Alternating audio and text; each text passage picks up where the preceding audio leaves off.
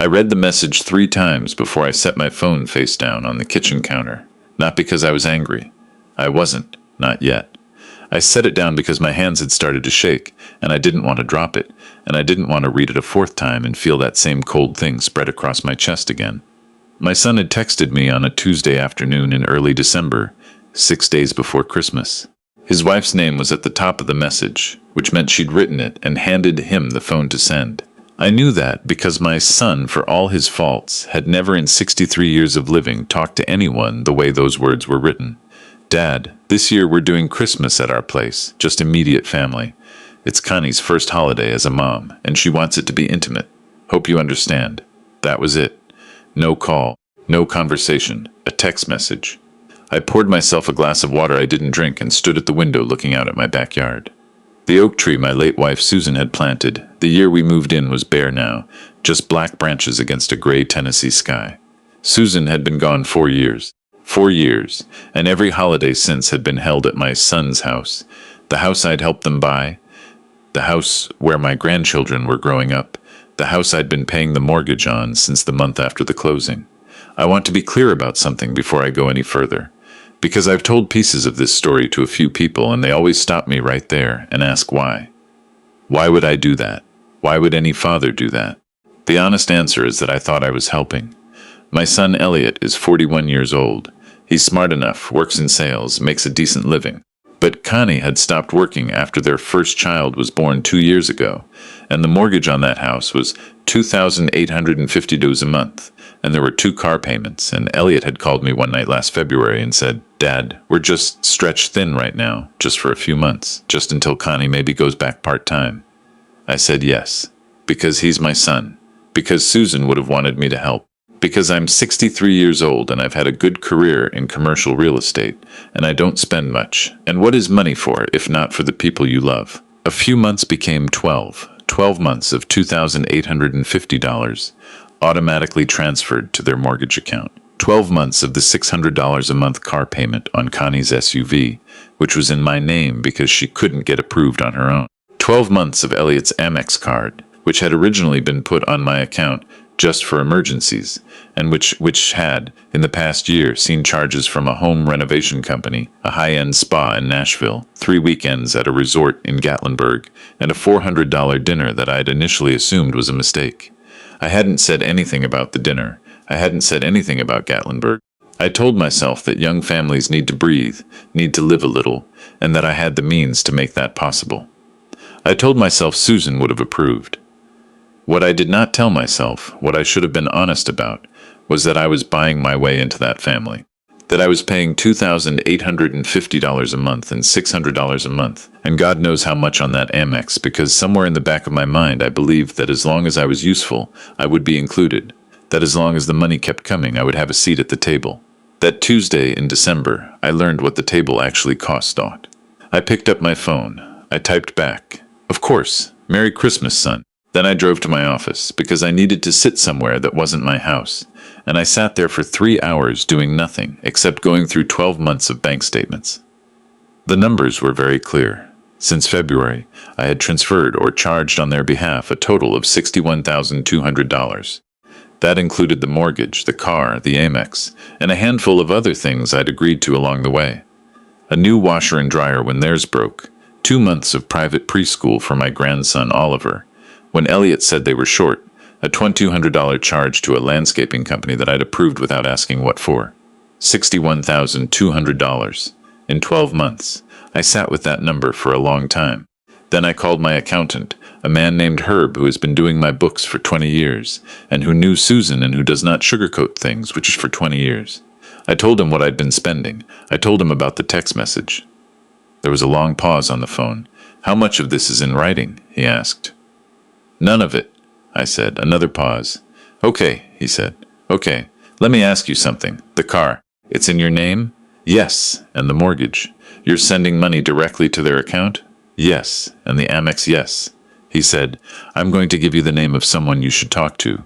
"Not me. Someone else." The someone else was a family law attorney named Patricia Huang, which I mention only because she is very good, And if you are ever in the Nashville area and need someone to explain to you in precise and unemotional terms exactly what your legal and financial exposure is, she is excellent at that. I met with her the following Monday. I brought the bank statements. She went through them the way a doctor goes through an X-ray, quietly, efficiently, without expression. The mortgage payments are gifts, she said. No expectation of repayment, no agreement. You can stop them at any time, but you can't recover them. I know, I said. The car is different. It's in your name. You can take it back. I know. The Amex. You can close the card. I know. She looked up at me. So what are you here for? I thought about that. I want to know if I'm being unreasonable, I said. She set down her pen. Mr. Beaumont, she said. I should mention my last name is Beaumont. First name Howard, and I've been Howard Beaumont my entire life, which is a name that sounds like it belongs to a man who does not let things slide. She said, you've been financially supporting your adult son's household to the tune of $5,000 a month for a year. His wife just told you, through him, that you're not welcome for Christmas. That's not a question of unreasonable. That's a question of what you want your life to look like going forward. I drove home. I sat in the driveway for a while. The house was quiet. It's always quiet now. I'd moved into a smaller place after Susan died, a nice ranch house in Brentwood, well kept, more than enough for one person. The Christmas wreath on my front door was one Susan had bought years ago, the artificial kind that lasts forever. I put it up every year because she liked it. I thought about my grandson Oliver. He's 4, just starting to really talk, and the last time I'd seen him, Thanksgiving, which I had attended, at their house, which I was paying for, he'd fallen asleep on my lap watching a movie. I thought about the baby, my granddaughter, who was only 4 months old and who I had not met yet because Connie had said she wasn't comfortable with visitors. 4 months old, my granddaughter, and I had not met her. I went inside. I made myself dinner. I watched the news. I went to bed. And at some point in the night, lying in the dark, I made a decision, not out of anger, not out of revenge, exactly, though I understand why people might call it that. I made it the same way I've made every significant financial decision in my career, calmly, after all the numbers were in, because the numbers told a story that was impossible to argue with. The story was this. I had been spending $61,000 a year to be someone's option, to be the backup, the ATM, the grandfather who got a text message instead of a phone call, the father who was informed, not asked, that Christmas was no longer his to attend. I was done being an option. The week before Christmas, I called my bank. I stopped the automatic transfer to their mortgage account. The woman on the phone asked me to confirm, and I said yes, and she read back the account number, and I said yes again, and just like that, $2,850 a month stopped moving. I called the Amex line. I closed the supplementary card. I asked them to send a final statement. I called the dealership where Connie's SUV had been purchased. I explained that the vehicle was titled in my name and that I would be coming in to discuss my options. The sales manager, who'd been very friendly when we signed the paperwork 16 months ago, was somewhat less friendly now. That was fine. I didn't tell Elliot any of this. I didn't send a text. I didn't call. I did not believe that I owed him a warning, and I want to be honest about that. Some people will say I should have had a conversation first. Maybe. But I'd had a year of opportunities to have that conversation, and what I'd gotten instead was silence, and Gatlinburg and a text message in December. Christmas came and went. I drove up to Knoxville and spent it with my brother Dale and his wife and their kids, which I hadn't done in probably 10 years, and it was genuinely good. Dale made a brisket. His youngest daughter taught me a card game I didn't understand but played anyway. I slept on their pull-out couch and woke up to the smell of coffee and felt, for the first time in a while, like a person who had somewhere to be. On December 27th, my phone started ringing. Elliot first, then Connie, then Elliot again, then a number I didn't recognize that turned out to be Connie's mother, which I found interesting. Then Elliot 4 more times. By mid-afternoon, I had 14 missed calls and a string of texts that began with Dad. The mortgage payment didn't go through and escalated from there. I let them go to voicemail. That evening, I listened to the messages. Elliot's first one was confused, almost polite. Hey, Dad, I think there was an error with the transfer. Can you call me? The third one was less polite. By the 6th one, Connie was audible in the background. By the 8th one, Elliot had started using a tone I hadn't heard from him since he was a teenager, tight and slightly panicked, the voice of a person who has realized that something they thought was permanent might not be. I texted him back that night. I kept it short. No error. I've stopped the transfers and closed the Amex card. The SUV will need to be returned or transferred into your name before the end of January. I wish you and your family a happy new year. My phone rang immediately. I let it ring. He showed up at my house the next morning. I saw his car in the driveway from the kitchen window, and I let him knock twice before I opened the door. He looked tired. He'd driven 40 minutes in the rain, and he was standing on my porch in a jacket that wasn't warm enough for December in Tennessee, and I noticed he'd lost a little weight since Thanksgiving, and for a moment I felt it. That pull that I think every parent knows, the one that says he's yours. He came from you. Fix this. I felt it, and I recognized it, and I didn't act on it. "Can I come in?" he said. I stepped back from the door. He sat at my kitchen table, the same table where he'd done homework as a kid, where Susan had helped him study for his STs, where we'd had Thanksgiving dinner before the family got complicated. He sat there and he looked at the tabletop for a moment, and then he looked at me. "Is this because of the Christmas thing?" he said. I poured 2 cups of coffee because my hands needed something to do. I set one in front of him.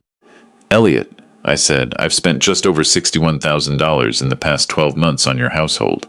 Mortgage, car, credit card, a few other things. I did that because you asked me to, and because you're my son, and because your mother would have wanted me to help." He started to say something. I held up a hand. "I did all of that," I said, "and 6 days before Christmas, I got a text message, not a call, a text telling me I wasn't welcome for the holiday. No conversation, no explanation beyond Connie wanting it to be intimate." He looked down at the table again. "She's been really stressed," he said. "The baby and everything." "I haven't met the baby," I said. That landed. I watched it land. "She's 4 months old," I said. "She's my granddaughter. I have not met her." Elliot was quiet for a moment. "I know," he said finally. His voice was different. "I know, Dad." We sat there for a while. The rain was tapping at the kitchen window. "The mortgage payment is due on the 5th, he said. "I know when it's due," I said. "You'll need to cover it." He rubbed his face with both hands. "We can't. Right now, we can't. You know that. You knew that a year ago, too," I said, "and you've known it every month since. Elliot, what was the plan? What was the plan for when this ended? Because something like this always ends." He didn't have an answer. I hadn't expected one. "Here's what I can offer you," I said. 1 month.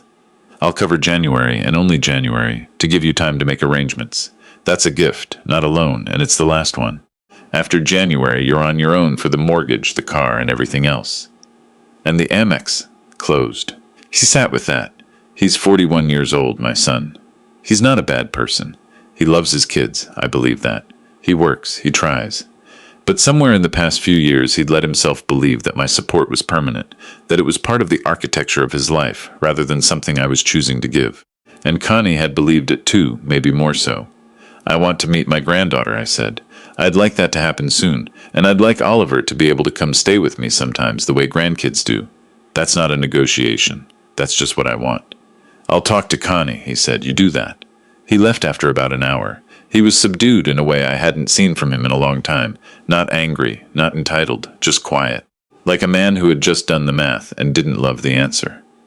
January passed. I covered the mortgage as I'd said I would, and I did not cover anything else. And there were some difficult weeks in their house that Elliot later told me about. They sold one of the cars. Not Connie's, but Elliot's truck, which was paid off. Connie started talking to a few former colleagues about going back to work part-time. There were conversations, from what I understand, that were long overdue. On the 14th of February, which would have been my 38th wedding anniversary with Susan, Elliot called me on a Sunday morning. "We want you to come over," he said, "if you want. For dinner." I said I did. I drove over that afternoon. It was a cold day but clear, the kind of Tennessee winter day that's almost pretty if you look at it right. Elliot met me at the door. He shook my hand, and then he hugged me, and I let him, and I didn't say anything about it. Connie was in the kitchen.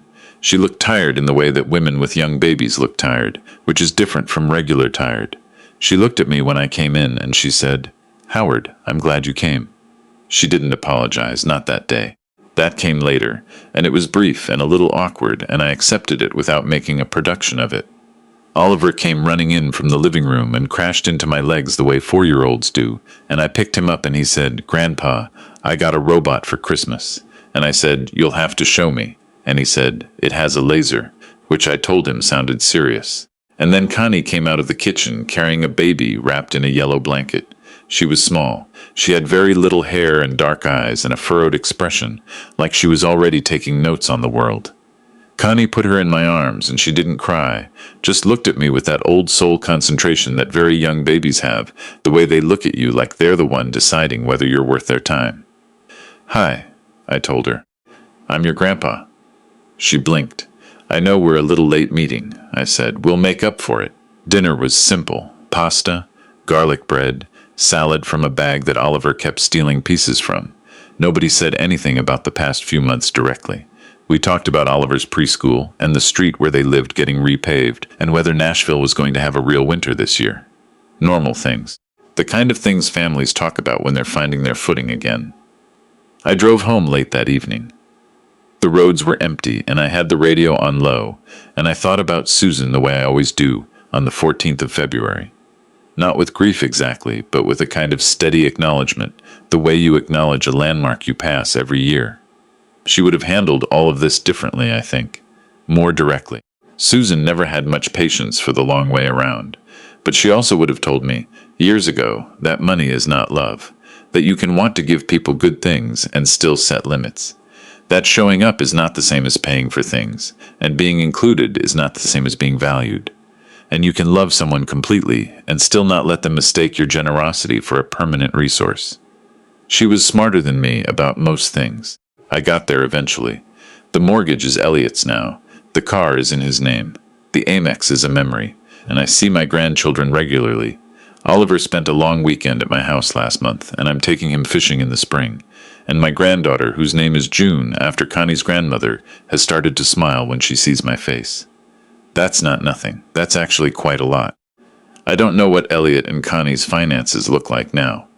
That's not my business anymore, and honestly, it's a relief. There's a lightness to not knowing, to having given what I had to give and closed the account, and let them figure out the rest the way grown people are supposed to.